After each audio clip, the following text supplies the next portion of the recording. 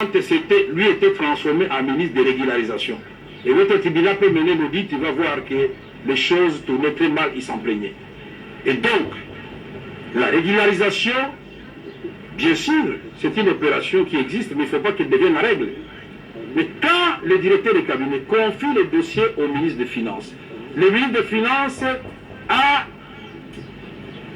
le réflexe d'inviter non seulement les ministères qui sont concernés par le dossier, il invite les différents ministères et il invite même les représentants de la présidence.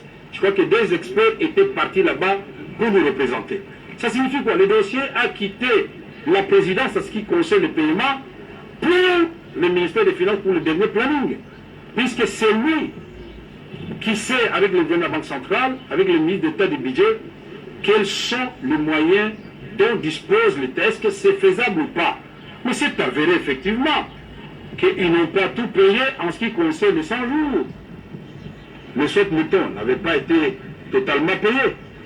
Et il y a bien d'autres histoires. Parce que vous avez dit que ça, c'est une première étape. La deuxième étape, ça sera soit l'emprunt auprès de banques, ou bien nous allons prendre un financement sous forme d'acompte sur l'impôt auprès des miniers. Mais toutes ces théories, c'est les bonnes. Moi, je suis là pour écouter et pour savoir qu'est-ce qui est faisable, qu'est-ce qui est légal. Bien. Alors, la dernière question.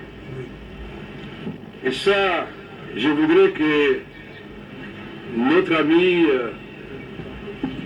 honorable Pierre Kangoudia puisse vous dire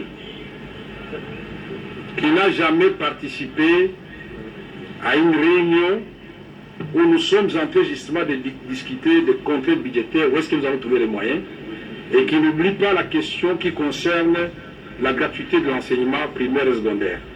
Et à ce moment-là, je lui dirais que ça s'appelle comité de supervision, il peut remettre en cause le document que j'avais signé, c'est son droit, mais depuis que j'avais signé ces documents-là, c'est la dernière question, que le ministre d'État me dise par quel écrit m'avait-il saisi pour dire qu'il n'est pas, lui, concerné par le comité de supervision.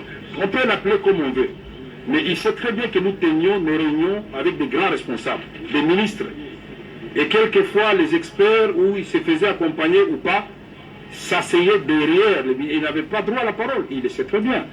Nous avons dit, monsieur le ministre d'État, vous et les autres et moi-même, avec le DG de l'OVD, Office des routes, une réunion. Est-ce que je mens? Sur les routes et consorts. Est-ce que je suis en train de mentir? Est-ce qu'on peut terminer tous ces dossiers de 100 jours en une seule réunion pour que, aujourd'hui, l'honorable Pierre Kangoudia vienne ici pour dire non, je ne connais pas, je n'ai pas été là-bas, aucune réunion, mon frère.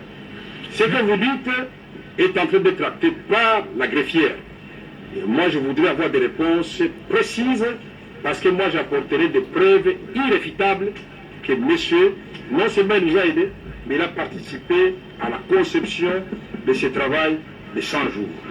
Qui disent qu'il n'en a pas assuré le suivi, ça, je peux le lui accorder. Mais qui disent qu'il n'a pas, je ne connais pas, j'ai découvert ça en l'air, là, ça devient très grave. Et puisque, je vais terminer, puisque